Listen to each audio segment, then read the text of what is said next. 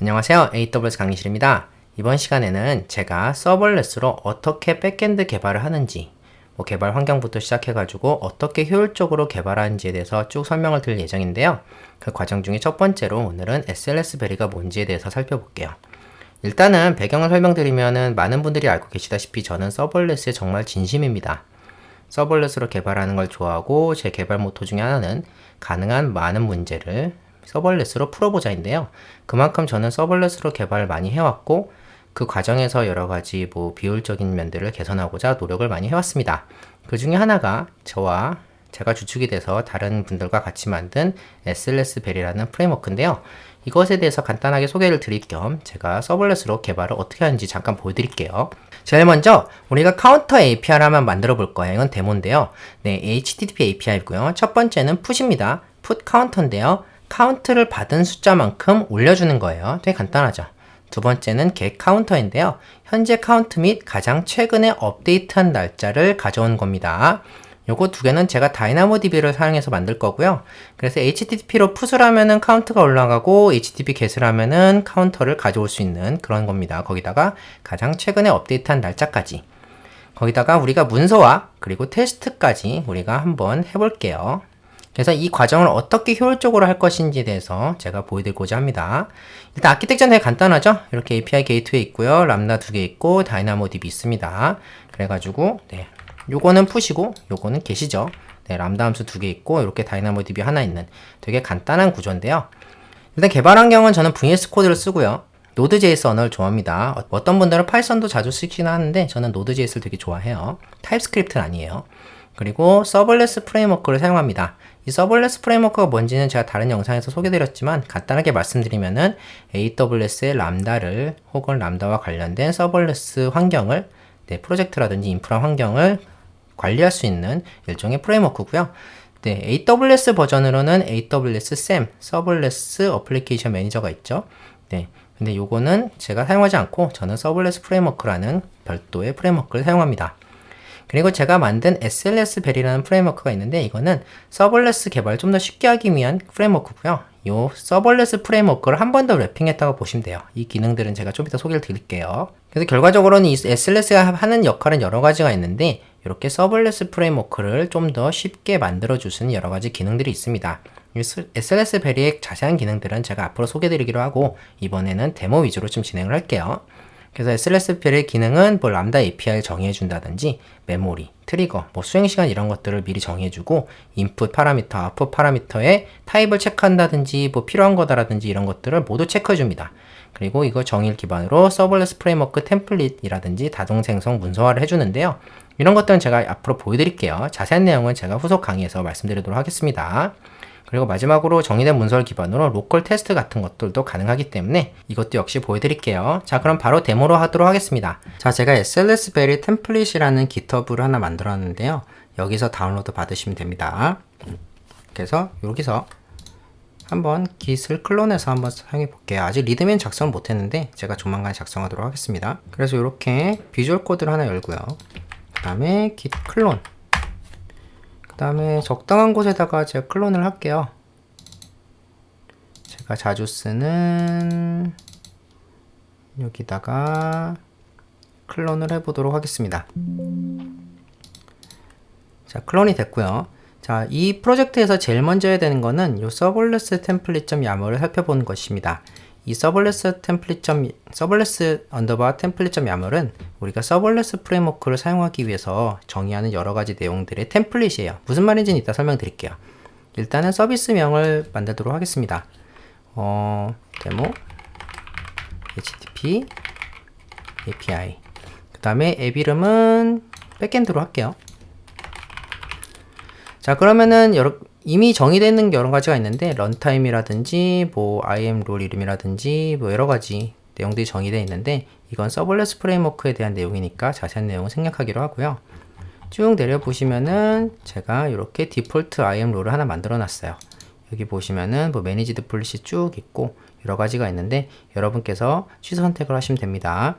자, 그럼 제일 먼저 해야 되는 게 뭐냐면은 우리가 이 카운터죠. DynamoDB를 사용할 거기 때문에 우리가 클라우드 포메이션 템플릿의 신텍스를 사용해서 DynamoDB를 하나 여기다 만들어 놓을게요.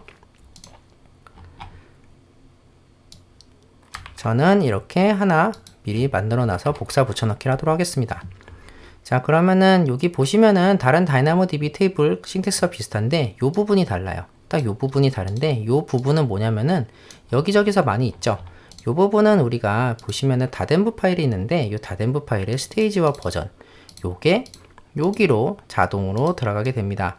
그래서 우리가 이대로 지금 요 DynamoDB 테이블 만들면은 데모 카운터 dev 1이라고 이름이 입력이 되겠죠.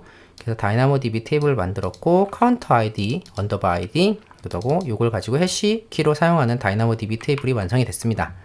자, 그러면은 우리가 람다 함수에서 요걸 사용할 수 있어야 되기 때문에 요거 이름을 그대로 여기 environment에 해당하는 곳에다가 복사 붙여넣기 해놓을게요. 이름은 뭐 카운터 테이블 네임 정도로 해놓을게요. 이렇게 하면은 람다 함수에서 요걸 환경 번호로 쓸 수 있겠죠. 자, 두 번째는 우리가 일단은 현재 요 카운터 테이블에 있는 내용을 get하는 HTTP 함수를 한번 만들어 보도록 하겠습니다. 자, 여기다가 우리가 카운터라는 이름으로 만들 거기 때문에 되게 간단해요. new 폴더 카운터 그 다음에 여기 템플릿에 있는 요 get 파일을 그대로 복사에다가 넣겠습니다. 자, 그럼 이 내용은 우리가 SLS베리의 API 스펙과 실제 바디로 구성이 되어 있는데요. SLS베리는 몇 가지 여러분이 하셔야 되는 일을 미리 알아서 잘 해주는 게 있습니다. 첫 번째로 이렇게 이벤트 타입을 정할 수가 있는데요. 이미 REST의 get으로 정해져 있죠. 요게 설정이 되어 있으면 이따가 얘가 알아서 요걸로 자동으로 프로비전 해줘요. 그 다음에 카테고리는 이렇게 카운터로 이름을 짓게요. 이건 문서용이기 때문에 이따 보여드릴게요. 그 다음에 이름은 현재 지정한 카운터의 값을 가져온다. 그냥 파라미터인데 여기서 파라미터를 무엇을 받을지를 여기가 설정할 수가 있습니다. 이름은 뭐 카운터 id라는 걸 하나 받아볼게요. 그 다음에 타입은 스트링이고 이름은 카운터 id. 자, 그러면은 요건 requirement가 true로 되어 있기 때문에 얘를 입력하지 않으면은 자동으로 이 SLS베리에서 에러를 내보내 줍니다. 이외에도 여러분께서 예상되는 에러들을 적을 수가 있는데 뭐 대표적으로는 예를 들어서 뭐 이 카운터 아이디가 없는 걸 수도 있죠. 그러면은 invalid counter id 그 다음에 요거는 어떤 내용이냐 뭐 400 그렇게 할게요. 그 다음에 올바르지 않은 카운터 id입니다. 뭐 이렇게 적어 놓고요. 마지막으로 여기 리스폰스인데요. 이 리스폰스는 이 함수가 무슨 리스폰스를 낼 것이냐. 이 카운터 아이디를 받아가지고 카운터의 값을 가져와야겠죠. 그래서 카운터 값은 value 라고 할게요. value 값은 인테저고요. 그 다음에 현재 카운터의 값 이렇게 해놓을게요. 자, 요거는 여러분께서 이렇게 지정을 해놓으면은 나중에 문서화가 자동으로 되기 때문에 보여드릴 거지만 한 번은 꼭 하시면 됩니다. 나머지는 이제 우리가 건들 필요가 없어요. 그 다음에 실제 여기는 코드 부분인데요. 중요한 거는 요 인풋 오브젝트에 유저가 입력한 모든 인풋이 실리게 됩니다. 우리는 뭘 받기로 했죠? 요 카운터 아이디를 받기로 했죠? 네. 여기까지가 됐으면은 저는 이제 DynamoDB를 사용해서 여기서 카운터를 가져오면 되는 겁니다. 자, 그러면 요 부분은 제가 자동으로 만들어 놨는데 이 부분을 지우고 이렇게 되어 있습니다. 네, 간단히 말하면 우리 DynamoDB의 다큐먼트 클라이언트를 가지고 그 다음에 제가 만든 DynamoDB util이라는 유틸리티 여기 포함이 되어 있는데 이걸 활용하시면 돼요. 요걸 기반으로 우리가 요 테이블 네임, 카운터 테이블 네임 기억하시죠? 어디서 나왔던? 여기서 나온 거죠? 예, 요걸 기반으로 process.mb.counter table name 여기서 지정한 겁니다. 요걸 가지고 카운터 아이디 해당하는 요 카운터 아이디는 어디서 나온 거죠? 여기 카운터 아이디 우리가 받은 거 그걸 가지고 우리가 밸류를 조회한 다음에 그 밸류를 리턴하게끔 돼 있어요. 스테이터스 코드는 200이고 네. 그 다음에 라스트 모디파이는 지금 안 쓰니까 잠깐 주석 처리해 놓을게요. 자, 그럼 개발이 끝났습니다. 이 코드 부분은 여러분께서 뭐 직접 구현하셔야 되는 내용이니까 좀 시간이 걸리더라도 인프라 위주에서는 벌써 구현이 끝났어요. 실제로 끝난지 한번 볼까요? 터미널 여신 다음에 yarn deploy AWS 프로파일 그 다음 여러분께서 쓰시는 AWS 프로파일 쓰시면 됩니다. 저는 어드민 ruby웨이브 샌드박스 그 다음에 엔터. 그러면 어떻게 되죠? 네, 디펜던시 파일을 가져와야 되죠? yarn을 한번 눌러줘서 이렇게 디펜던시 파일을 가져오도록 하겠습니다. 네, 가져왔고요. 다시 이렇게 입력을 하면은 자, 여기서 눈치채셨는지 모르겠지만 이렇게 serverless.yamal이라는 파일이 자동으로 생성이 됐습니다. 네, 이거는 요거를 기반으로 만들어진 실제 serverless YAML 파일이고요. 여기 보시면은 아까 우리가 만들었던 DynamoDB 테이블도 있지만 여기 펑션에 자동으로 이렇게 우리가 만들었던 카운터 겟이 만들어져 있습니다. 이벤트 타입이랑 이런 것들이 다 들어가 있고요. 그래서 이걸 기반으로 여러분께서 별도로 serverless.yaml 파일을 작성할 필요 없이 여러분께서 계속 찍어낼 수가 있는 거예요. 처음에 만드는 거기 때문에 이 크리에이션 스택은 시간이 좀 걸리지만 한번 만들어 놓으시면은 여러분께서 바로바로 다른 것들을 올리실 수 있기 때문에 이 크리에이션 스택이 다 끝나면은 돌아오도록 하겠습니다.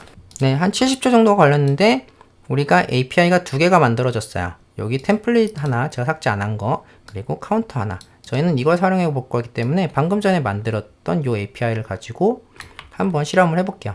일단 포스트맨을 열고요. 그 다음에 여기서 new HTTP request 한 다음에 복사 붙여넣기 하고요. 그 다음에 get이죠. 우리가 파라미터 뭐 받는다 그랬죠, 아까? 네, 카운터 아이디죠. 만약에 요거 입력을 안 하면 어떻게 될까요? 자동으로 우리가 별다른 처리가 없어도 우리가 요걸 requirement로 true로 했기 때문에 이렇게 에러가 발생하게 됩니다. 422번. 자, 그러면 우리가 카운터 아이디를 입력해 볼 텐데, 예를 들어서 우리가 뭐 my counter 라고 입력을 해 볼게요. 자, 그러면은 unexpected 에러가 떴습니다. 어떤 에러가 떴죠? 네, 알 수 없는 에러가 떴는데요. 저는 왜 그런지 알고 있어요. 왜 그러냐면은 지금 현재 여기에 엑스포트가 여기 보시면은 DynamoDB util이 여기 안 들어가 있기 때문이죠. 네, 그래서 여기 DynamoDB를 이렇게 임포트 해줘야 됩니다. 자, 그런데 만약에 요 디버깅을 만약에 요걸 고쳤어요. 그 다음에 올린 다음에 또 디버깅이 일어나고 또 올린 다음에 디버깅이 일어나고 이렇게 올렸다 내렸다 디버깅이 일어나면 굉장히 불편하겠죠. 우리가 로컬에서 한번 테스트를 해보고 싶을 경우가 있어요. 이때를 위해서 이렇게 테스트 컴피그 파일을 작성해 놨습니다. 자, 요게 뭐냐면은 제가 다음 시간에 이 테스트 케이스를 작성한 걸 알려드리겠지만 이번엔 로컬에서 테스트하는 것만 알려드릴게요. 일단 프로파일을 설정하셔야 되는데 이 프로파일은 우리가 아까 사용했던 요거를 사용하도록 하겠습니다. 앱 이름은 뭐 아무거나 입력해도 되는데 데모 http 그 다음에 클레임은 나중에 알려드릴 거고, 환경 변수가 딱 하나 있는데 우리가 환경 변수가 뭐죠? 뭐 쓰고 있죠? 네, 요 환경 변수 중에 요 카운터 테이블 네임이죠. 요 카운터 테이블 네임을 우리가 만약에 dev 1이니까 데모 카운터 dev 1 이렇게 들어가겠죠. 데모 카운터 dev 1 보시면 됐고요. 그 다음에 경로는 뭘까요? 여기 보시면 람다 이후에 카운터 get이죠. 그 다음에 설명은 뭐 됐고 메서드는 get이고, 우리가 카운터 아이디는 네, my counter로 입력하기로 했습니다. my counter. 자, 이 상태에서 야한 테스트를 입력하시면은 바로 이 함수를 불러볼 수가 있어요. 네, unexpected 에러가 떴죠. 네, 그 원인은 뭐냐? DynamoDB util이 다 defined 됐기 때문에 그렇습니다. 자, 그러면은 요거를 한번 include 시켜볼게요. DynamoDB util은 require 어딨냐면은 라이브러리에 있습니다. 자, 이렇게 됐어요. 자, 디버깅이 끝났습니다. 자, 그럼 요걸 가지고 다시 한번 테스트를 해볼게요. 자, 그러면은 로컬에서 네, invalid count id라고 뜨죠. 당연히 어디까지 갔냐면은 여기 보시면은 제가 요 카운터 테이블에 요거에 해당하는 레코드가 없기 때문에 바로 요게 뜨게끔 해놨어요. 여기가 들어간 겁니다. 실제로 어떻게 되는지 한번 잡아볼까요? 요거를 브레이커를 사용해서 디버깅을 해볼 수가 있습니다. 브레이크 포인트를 걸고 F5를 누르면은 하나씩 쫓아갈 수 있는데요. 여기 랭스가 아이템이 아무것도 없기 때문에 바로 이렇게 invalid counter id가 리턴이 됐죠. 자, 그러면 실제로 요거를 한번 레코드를 넣어볼까요? 방금 만들어진 요 DynamoDB 테이블인데 항목을 생성해서 counter id는 my counter, 그 다음에 숫자를 하나 넣을 건데 값은 카운터로 한 다음에 0으로 놓을게요. 자, 이렇게 만들어졌습니다. 자, 그럼 이번에는 어떻게 될까요? 얀 테스트. 네, 제대로 불리면서 카운트가 0이 된 걸 볼 수가 있습니다. 자, 여기까지 여러분께서 수정을 하셨어요. 로컬에서 이렇게 수정을 했습니다. 실전에서 저는 이렇게 수정을 하고요. 그럼 배포를 해야겠죠? 자, 배포가 얼마나 걸린지, 빨리 걸리는지 한번 보도록 하겠습니다. 여기서 -F. 그 다음에 요거 이름 있죠? 카운터 겟. 자, 세겠습니다. 1, 2, 3, 4, 5, 6, 7, 8, 9, 10. 여기 11초라고 써있는데 11초가 맞겠죠? 11초 만에 배포가 됐습니다. 자, 그러면은 여기다가 샌들 눌러보면은 네, 0으로 잘 뜨는 걸 볼 수 있죠. 저는 벌써 API 개발이 하나 끝났어요.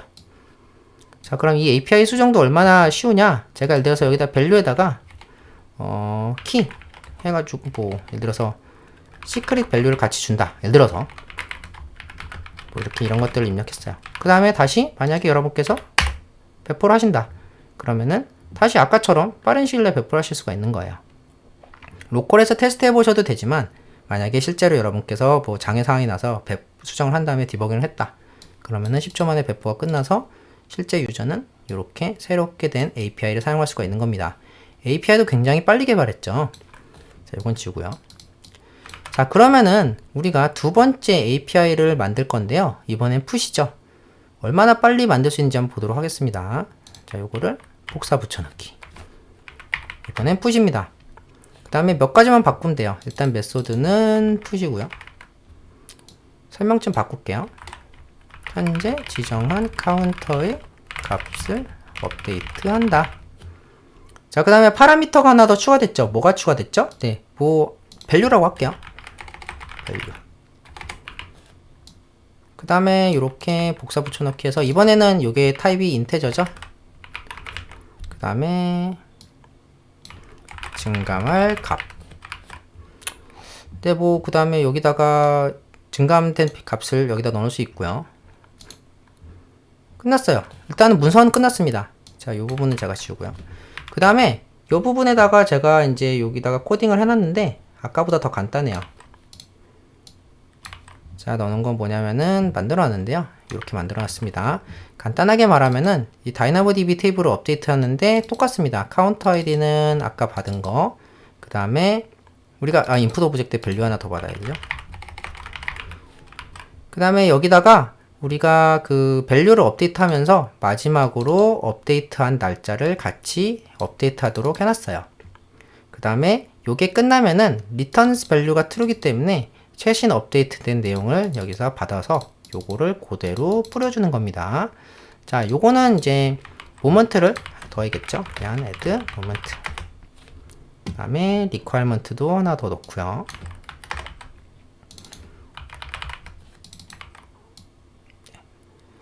자, 그러면은 제대로 작동하는지를 한번 살펴보도록 하겠습니다. 요거를 배포하기 전에 전 로컬에서 테스트를 해볼 거예요. 요걸 좀 수정을 해서 put 그 다음에 메소드도 푸시죠. 카운터 아이디에다가 밸류를 몇씩 더 할까요? 2씩 더 할까요? 네, 이렇게 해놓고 한번 잘 되는지 볼게요. 네, 잘 되네요. 2씩 올라갔네요. 실제 값도 올라간지 한번 볼까요? 여기 보시면은 이렇게 2가 올라가 있습니다. 한 번 더 부를까요? 네, 이번엔 4가 올라가겠죠? 이렇게 4가 올라오고 라스트 모디파이가 됐어요. 자, 그럼 개발이 끝났습니다. 자, 여러분께서 API 게이트웨이 연결하고 뭐 자시고 할 거 없이 배포하면 돼요. 또 배포해 보도록 하겠습니다. 자, 이렇게 배포를 하면은 아까 전에 말씀드렸던 대로 여기 카운터 풋이 또 생겼죠? 요대로 다시 배포가 됩니다.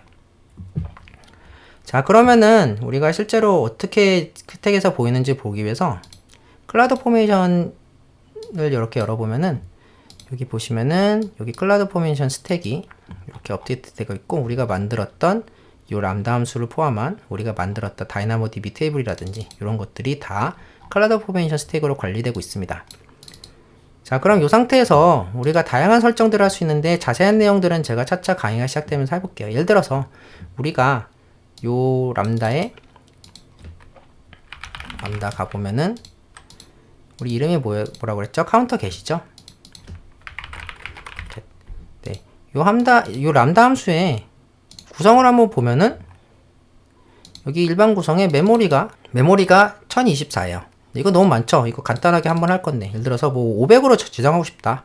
그러면은 여기서 여러분께서 별도의 설정할 필요 없이 메모리 사이즈는 500 이렇게 입력을 해볼게요. 뭐가 가능한지는 제가 문서화 해놨기 때문에 나중에 살펴보시면 되고, 이렇게 한 다음에 다시 업데이트를 해보도록 하겠습니다. 참고로 이렇게 풋 함수는 바로 올라갔어요. 네. 그렇기 때문에 이렇게 여러분께서 별도의 설정을 할 필요 없이 그냥 이렇게 명시만 해놓으시면은 다시 업데이트가 됩니다. 이 람다 함수가 업데이트 돼서 메모리 사이즈가 500으로 바뀌게 되겠죠. 이런 식으로 여러분께서 인프라의 콘솔에서 뭐 이렇게 클릭 하시는 거 없이 이렇게 값만 지정하면서 자동으로 이렇게 값만 지정을 하면은 자동으로 그 상태에 수렴할 수 있도록 제가 만들어 놓은 게 바로 SLS 벨입니다. 자, 그래서 업데이트가 됐고요. 람다 함수 한번 볼까요? 네, 새로 고침하면은 네, 500메가로 변했죠. 자, 그러면은 우리가 이렇게 풋으로 방금 만들어 놨던 함수를 한번 사용해 보도록 하겠습니다. 자, 이렇게 새롭게 한번 만들어 볼게요. new http 커넥션, 여기다가 우리가 방금 만들었던 풋 함수 요걸 사용해 보도록 하겠습니다. 요번엔 풋이고요. 그러니까 body를 써야겠죠. row, 우리 카운터 id는 my counter, 그 다음에 value는 3, 이렇게 업데이트를 해볼게요. 3씩 업데이트 해볼게요. 자, 그러면은 이렇게 밸류가 3씩 올라가는 것을 볼 수가 있습니다. 실제로 이전 거를 해보면은 네, 13으로 되고요. 이런 식으로 API 개발을 빠르고 편리하게 하실 수가 있습니다. 다양한 설정 같은 것들은 여러분께서 나중에 하시면 되고, 이렇게 빠르고 편리하게 하실 수 있어요. 자, 그러면은 여기다가 마지막으로 요거 주석 처리를 해제한 다음에 우리가 get할 때 원래대로라면은 이 값뿐만 아니라 마지막에 수정한 날짜까지 보여주기로 했었죠. 그래서 마지막으로 이렇게 한 번 더 업데이트를 하고 구현 부분을 마치도록 하겠습니다. 요것도 10초밖에 안 걸려요. 네, 업데이트 됐습니다. 자, 이렇게 네, 보여주죠. 좋아요. 자, 그럼 여러분께서 이렇게 API 개발이 끝났어요. 자, 그러면은 여러분께서 지금은 2개밖에 안 만들었겠지만 로직이 굉장히 다양해지면은 엄청나게 많은 람다 함수들을 만드셔야겠죠. 그럴 때 가장 힘든 것 중에 하나가 문서화예요. 얘네들을 전부 다 무슨 인풋, 아웃풋이 있고 어떤 에러들을 뱉는지 문서화하는 게 되게 힘든데 여기선 간단하게 할 수 있습니다. 제가 여기다가 info prod.라는 이렇게 인포 파일을 만들어 놨는데요. 프로젝트 이름을 한번 바꿔볼게요. 데모 http backend, 그 다음에 this is 이 데모 프로젝트 이렇게 입력할게요. 나머지는 그대로 두고요. 자, 그 다음에 yan x prod, 자세한 사용 방법은 제가 나중에 말씀드리겠습니다. 이건 데모니까. 이렇게 하면은 이렇게 문서가 하나 생성이 됐는데 이건 오픈 API 3.0 스펙을 그대로 따라간 문서입니다. 이걸 가지고 뭘 할 수 있느냐, 방금 전에 이렇게 만들었던 API 문서가 자동으로 이루어진 거예요. 어떻게 사용할 수 있죠? 예를 들어서 저는 이렇게 그 문서화를 API 스펙을 가지고 임포트를 해가지고 문서화 내용을 볼 수 있는 이렇게 사이트를 하나 만들어 놨어요. 그래서 여기다가 요거 삭제를 하고 방금 전에 만들었던 요거를 여기다가 복사 붙여넣기 하겠습니다. 자, 그 다음에 웹사이트를 보면은 자, 우리가 만들었던 함수들이 다 요렇게 문서가 돼 있어요. 카운터 아이디 있죠? 그 다음에 카운터 아이디 받는 거 있죠? 리스폰드 있죠? 그 다음에 여기 요 부분이 지금 업데이트가 안 됐는데 우리가 여기 아이디대로라면은 여기 밸류에 현재 카운터 값만 돼 있죠. 아, 좋은 예제네요. 그럼 저희가 이걸 업데이트 해보도록 하겠습니다. 여기 문서에다가 값이름이 뭐였죠? 여기 last modified는 요거 복사 붙여넣기 해서 타입은 스트링이고 가장 마지막으로 카운터를 업데이트한 날짜, 그 다음 형식까지 써줄게요. 자, 그 다음에 문서화를 하도록 하겠습니다. 자, 그러면 요걸 다시 여기다가 복사 붙여넣기. 그럼 업데이트가 됐어요. 볼까요? 네, 여기 이렇게 문서 업데이트. 그래서 여러분께서 이거는 그 함수가 2개밖에 없는데 뭐 저는 경우에 따라서는 함수가 뭐 몇십 개, 몇백 개까지 갈 수도 있거든요. 얘네를 하나하나 문서하는 게 아니라 여러분께서 이렇게 간단하게 오픈 API 스펙으로 뽑아낼 수 있다는 것이 장점입니다. 그건 요거 기반이에요. 자, 그래서 결과적으로는 만약에 이렇게 여기서 지정한 것이라든지 타입이 틀리면은 에러까지 뱉어주고, 그 다음에 requirement를 false로 하든지 true로 하든지 여러 가지 설정을 할 수가 있고, 함수도 이렇게 바꿀 수가 있습니다. 그래서 저는 이걸 어떻게 쓰느냐, 예를 들어서 저는 이제 주니어 개발자분이 계셨어요. 자, 그럼 저 주니어 개발자분한테 어떤 업무를 드려야 돼요. 그럼 어떤 식으로 하느냐, 그분한테 뭐 상세한 스펙을 뭐 설명드릴 수도 있겠지만, 설명드리는 건 별도로 저는 이렇게 해요. 예를 들어서 S3에 뭐 그 버킷 목록을 가져오는 API를 만들어 달라고 할게요. 예를 들어서 그러면은 여기다가 S3, 그 다음에 함수 이름은 get, 그 다음에 저는 템플릿을 복사한 다음에 여기다가 써요. 문서화를 하는 거예요. 카테고리는 S3고 이건 get이고, 여기다 해야 되는 거 지정한 S3 버킷 목록을 출력하는 함수. 그 다음에 뭐 파라미터는 예를 들어서 뭐 로깅을 위해서 유저 아이디가 필요하다. 예를 들어서 예를 들게요. 뭐 유저 아이디. 그 다음에 유저 아이디는 꼭 받아야 되고, 그 다음에 뭐 그래서 exclude 버킷. 그래서 특정 버킷 이름은 뭐 해야 된다. 뭐 그 특정 버킷 이름 제외해야 된다. 제외할 버킷 이름. 뭐 이런 식으로 예를 들어서 만들게요. 요거는 false겠죠. 이런 식으로 문서를 하는 거예요. 그 다음에 예상되는 에러. 예를 들어서 뭐 알 수 없는 에러가 있을 수 있고, format invalid format 뭐 이런 식으로, 예를 들어서 뭐 버킷 이름 포맷이 잘못됐다든지 버킷 이름 포맷이 잘못되었습니다. 뭐 이런 식으로 예를 들어서 뭐 해볼게요. 그 다음에 뭐 주는 내용이라면은 이때는 어레이 리스트이기 때문에 리스트로 받아야겠죠? 오픈 API 스펙을 따라가시면 되는데, 요건 어레이고요. 버킷 목록이니까 어레이죠. 그 다음에 뭐 여기다가 아이템. 이거는 이제 오픈 API 스펙이기 때문에 요건 따로 좀 공부를 하셔야 돼요. 어쨌든 간에 이렇게 놓고, 타입이 뭐였더라? 네, 오브젝트. 이런 식으로 한 다음에 저도 그 깜빡 잊었는데 뭐 여기서 버켓 네임 이런 식으로 뭐 이런 식으로 이제 쭉쭉 이제 목록이 나오겠죠. 그 다음에 여기다가 뭘 해야 되는지만, 그 다음에 요걸 그냥 드리는 거예요. 그러면 그분은 이 함수는 SC 버킷 목록 출력하는 거고, 인풋은 이거고 아웃풋이 요거구나. 그럼 요거에 맞게 인풋에 맞게 아웃풋이 출력되는 함수를 여기다 구현하면 되는구나. 구현을 하시는 거예요. 따로 문서할 필요가 없습니다. 거의 없어요. 물론 여러 가지 다른 상황도 있겠지만 일단은 이렇게 쉽게 할 수 있고, 마지막으로 요거를 다시 문서화해서, 그 다음에 요거를 예를 들어서 요거를 프론트엔드 개발자한테 빠르게 넘겨줘야 된다. 그럼 이렇게 모고만 짜가지고 여기 S3 생겼죠? 여기 유저 아이디, 그 다음에 형식은 어레이, 그 다음에 에러 케이스들 이렇게 다 돼 있죠. 여기서 실험도 해볼 수 있어요. 이런 식으로 문서화를 빠르게 해서 할 수가 있습니다. 자, 마지막으로 제가 보여드리고 싶은 거는 요거를 노션에다가 엑스포트 시킬 수가 있습니다. 이게 무슨 말이냐, 일단은 제가 이제 환경 변수를 지금 프로드로 맞췄으니까 저 프로드로 한번 해볼게요. 자, 이렇게 프로드 스테이지를 만들고 제가 여기다가 N이죠. 그 다음에 여기다 노션 API 키를 입력을 할 거예요. 요거 부분 블러 처리를 할게요. 그럼 무슨 일이 발생하느냐, 여기 보시면은 이렇게 문서화가 됩니다. 어떻게 문서화가 되냐, 여기 보시면은 제가 만들었던 API들이 하나씩 올라오고 있죠. 그래서 이걸 열어보면은 이렇게 문서 내용, 이게 노션으로 정리가 돼요. 예를 들어서 제가 이렇게 버전 1이죠. 프로드 버전 1인데 제가 버전을 바꿔가지고 데브 3 버전이다. 데브 3. 그러면은 요거에 맞게 또 이렇게 하면은 새로운 버전이 생깁니다. 어떻게 생기냐?